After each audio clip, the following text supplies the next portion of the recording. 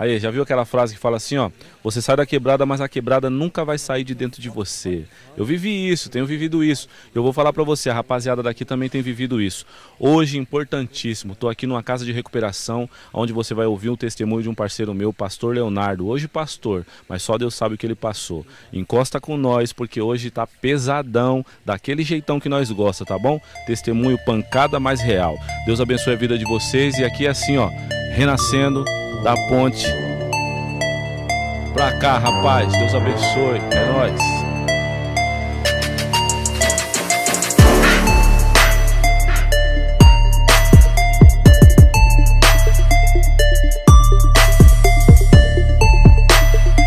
Pastor, me conta. Com 13 anos de idade, né? Meu pai faleceu na minha frente, né? Dali em diante, aquilo foi uma motivação, né? E aí, ali, com 13 anos, eu já roubei um carro, comecei a me envolver no crime, no tráfico. E a vida inteira foi envolvido com isso, né? Com 20 anos de idade, fui preso. E daí, então, comecei a tirar um monte de cadeia, fugi em 2004 da cadeia. Você foi preso no quê, pastor? Eu fui preso num assalto de carga. Eu fugi da cadeia em 2004, fui preso de novo, roubando mansão. Fiquei um tempo, né, na cadeia. Fugi pela terceira vez em 2007 e então fiquei um tempo foragido, me converti na rua e me entreguei. Então você foi preso, fugiu, foi recapturado, saiu fora de novo. De novo. Então você estava foragido, se converteu e se entregou. E me entreguei, né? Como é que foi essa situação aí da entrega? Você foi até a delegacia, como é que foi isso? Então, veja bem, eu estava lá no Paraná, né, com uma moça. E essa moça sumiu, pegou a estrada e me deixou lá sozinho, eu na BR andando, chorando, pedi para Deus falar comigo. Fui num culto, né, a pregadora levantou e apontou o dedo para mim, disse que Deus estava falando comigo, que eu tinha que voltar para onde eu não queria ir. Porque da maneira que ele usou Ezequiel, ele queria me usar. E eu entendi, porque eu já tinha lido um pouco a Bíblia, né, que Ezequiel foi usado no cativeiro. Ali eu tremi e falei, meu Deus, aí não. Mas obedeci a voz de Deus porque eu estava decidido a mudar de vida. Não aguentava mais aquela vida mentirosa de ilusão que era o crime. Aí eu voltei para São Paulo, fiz um propósito com Deus, né? Entrei num jejum e em casa vendo um programa de televisão evangélico. Ali naquele programa eu liguei lá, que passou o número, a moça me instruiu. Eu fui, procurei o advogado daquele ministério, ele ficou impactado, começou a chorar, porque quando eu fui falar com ele, 5 minutos antes, uma irmã tinha acabado de sair e disse que ia vir um cara falar com ele, que era uma causa que ele nunca tinha pego, mas era Deus que estava mandando ele pegar aquela causa porque era um plano de Deus.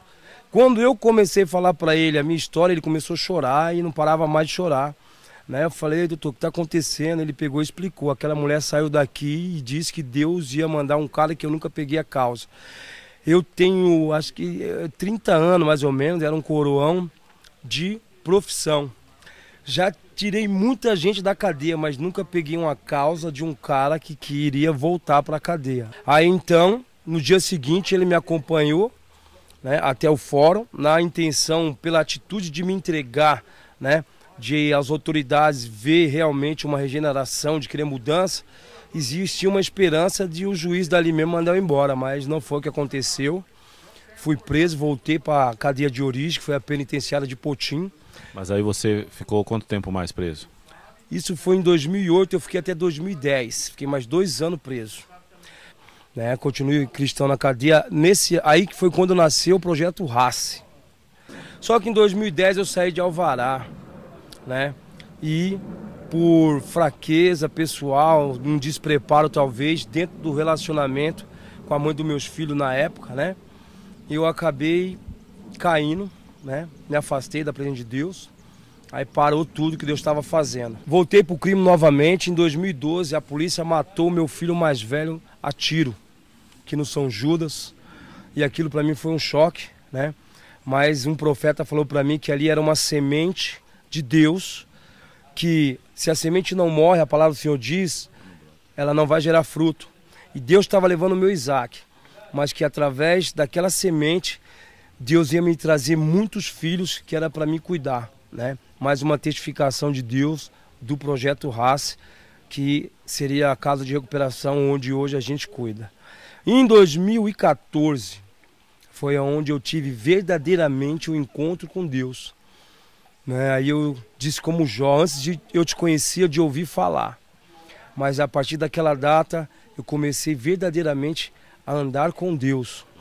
Entendeu, irmão? Então, a partir dali, eu criei raiz e fui liberto e passei a viver uma vida com Cristo, né? Antes disso, Deus me deu muitos livramentos, né? Tomei tiro na cabeça, não morri. Antes de me converter, né? Em 2014, de realmente ter um encontro com Deus, eu tinha ido para Minas Gerais, porque a gente tinha uma quadrilha que a gente viajava os estados, né? Para fazer assalto a banco, roubo de carga, roubo de empresa, de mansões. Então a gente se instalava nas cidades, né? E ficava ali por 1 mês, 2 meses, morando na cidade e escalando, né? Articulando para poder cometer crimes. Nessa, em Minas Gerais, né? Eu fui preso numa segunda-feira. Na terça-feira, o pessoal da cidade me deu uma assistência lá e jogaram um revólver lá dentro para mim.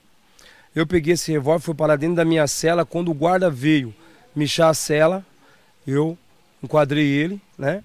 Tomei a chave dele e abri toda a cadeia. Aí foi uma fuga em massa, tinha 200 presos na cadeia e a maioria foi embora. Dali em diante, né? Eu fugi, só que não teve prova suficiente para me incriminar, porque não planilhou, não teve reconhecimento, não teve nada. Então esse processo foi arquivado. Quando, em 2014... Aí depois, em 2014, teve um encontro com Deus. Aí teve que voltar. Teve que voltar. Pagar, né? Deus é justo, né, irmão? Por isso que a gente aprende que o perdão de Deus não elimina a consequência dos nossos atos, né? O que a gente planta, a gente vai colher. Não tem ideia, né? Então o que acontece? Em 2014 eu fui para a igreja, tive um encontro com o Senhor, né? Fui separado a diácono, obreiro, diácono, todo o procedimento correto, né, que nos ministérios é feito. E separado a pastor, líder de jovens. Só que quando eu tive esse encontro com Deus, eu procurei um advogado, porque eu sabia o que tinha acontecido, eu tinha fugido da cadeia. Então, automaticamente, eu sou foragido. Procurei o advogado. De novo? De novo, né? Procurei o advogado, para todo mundo entender. Expliquei para ele a minha situação. Ele fez um levantamento e disse para mim, você não está foragido, você não está pedido. Existe um processo no Fórum de Campo Belo de um assalto, né? Sem mais informações, esse processo está arquivado. Eu falei para ele, doutor, é impossível, doutor. Eu tomei a cadeia, meu tio revólver na cara do guarda e fui embora, ainda levei um monte comigo, eu sou foragido. E disposto, como eu já tinha feito, né? Porque na verdade eu já vinha numa luta constante querendo sair dessa vida. Eu sabia que eu estava foragido, mas aí o advogado puxou, fez o levantamento e disse que só tinha um processo arquivado. Fui no Poupa Tempo, tirei RG, tirei todos os meus documentos, sentei na mesa do delegado e ele grifou os fóruns que eu tinha processo, inclusive o Fórum de Campo Belo, né, que foi de onde eu fugi de Minas Gerais a última vez, e disse para mim que eu só precisava trazer, né, a certidão de objeto de pé, que ele ia liberar meu atestado de antecedente, que eu não devia nada para a justiça. Aí então eu fiquei maravilhado, né? Foi um milagre de Deus. Mas ali foi Deus me dando mais um tempo para mim poder me consolidar, porque Ele realmente tinha na minha vida para fazer ainda, para me preparar. Voltei feliz. Quando foi em 2016, dia 9 de março de 2016, a polícia invadiu a igreja onde eu estava congregando, prestes a subir no altar para ministrar a palavra, me deu voz de prisão e me levou de volta para a cadeia. Porque esse processo que estava arquivado, o juiz resolveu desarquivar, certo? E emitiu um mandado então de prisão para mim. Quando eu cheguei lá, eu disse para os advogados que eu tinha tido um encontro verdadeiro com Deus e eu estava disposto a ser réu confesso. Eu não ia mentir, não ia mudar uma vírgula da verdade. Ainda que eu tivesse que ser condenado, né? Porque eu fui para sumariar o processo. E eles me disseram que a condenação mínima, mesmo sendo um réu confesso, seria de 15 a 20 anos. A mínima. E se eu estava disposto a ser réu confesso, eu tinha que estar disposto a pagar de 15 a 20 anos, que seria a mínima de cadeia. Do processo que era, por conta do assalto, né? Foi achado também 17 quilos de maconha, 2 quilos de cocaína, 2 quilos de crack, mais um monte de coisa. E aí teve a fuga, teve disparo na fuga, gerou tentativa de homicídio, então era muita cadeia. Só que Deus tinha um propósito. E eu falei para ele, se então eu dependo de um milagre, é um milagre que eu vou viver, porque eu vou viver a verdade, dessa vez vai ser diferente.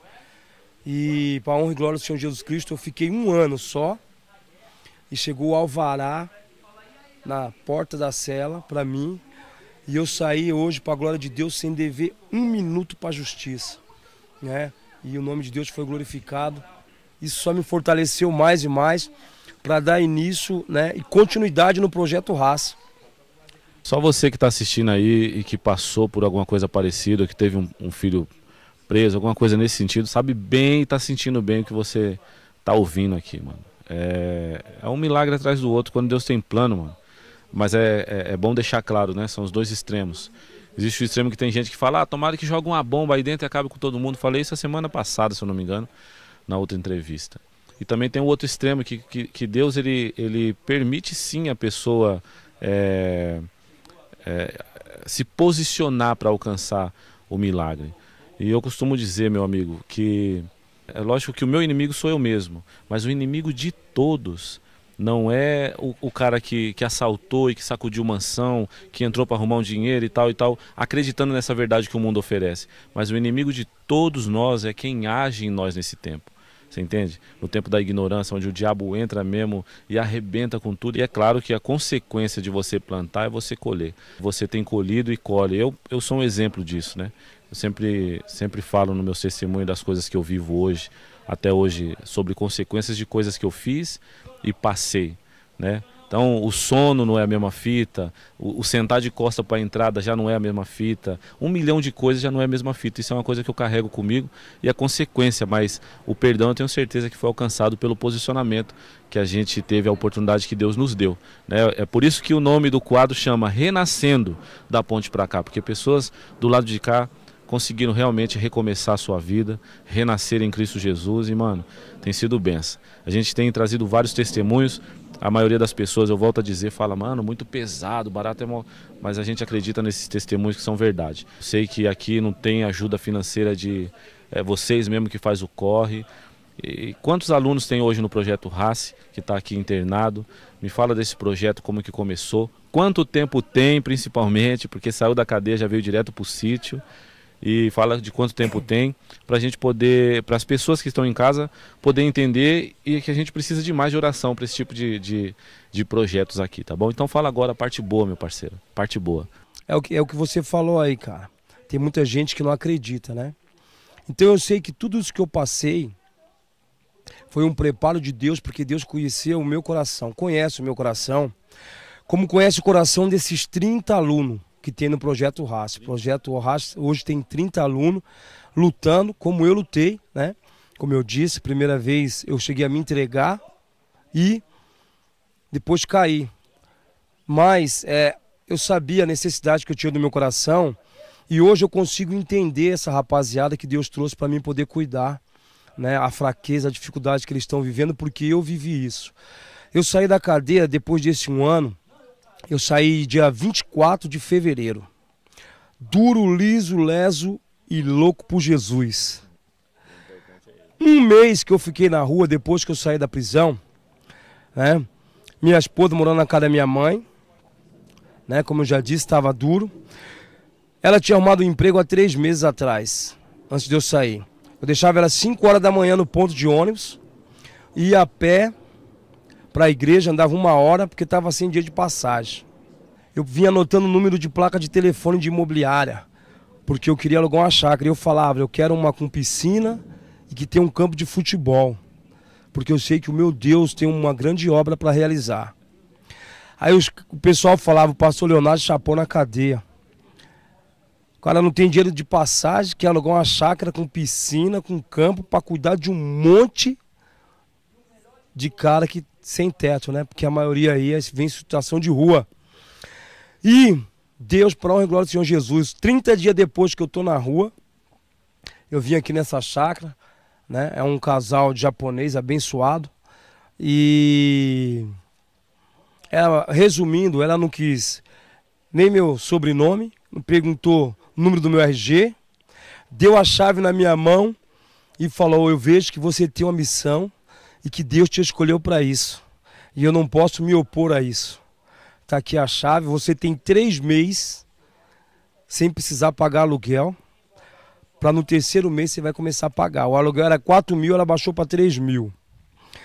O corretor de imóveis, que seria o quarto aluguel, a comissão dele, falou: meu, Deus está nesse negócio e eu não vou perder minha benção. Não precisa me pagar minha comissão. O 4º mês também você está de graça. Quanto tempo tem a casa? A casa tem 7 meses, vai fazer agora, cara.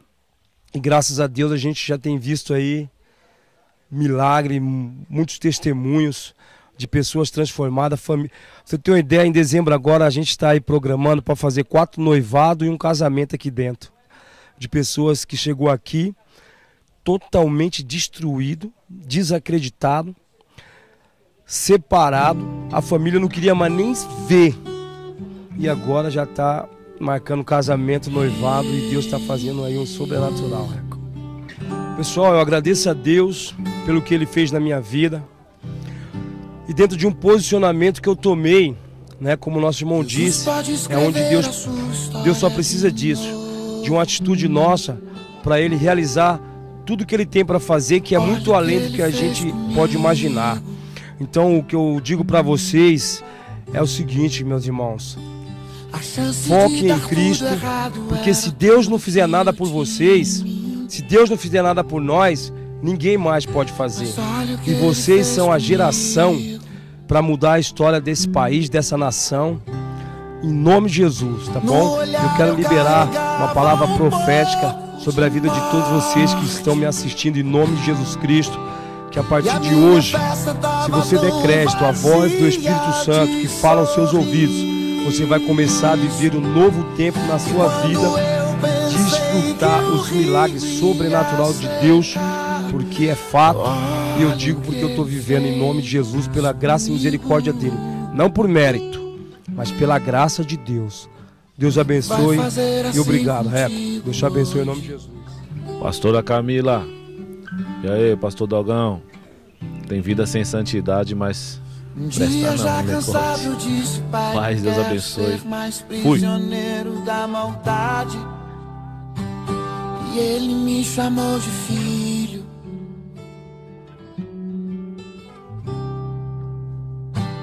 Pedi perdão, me humilhei, chorei como eu chorei. Deus sabe como eu chorei. E Ele foi fiel comigo.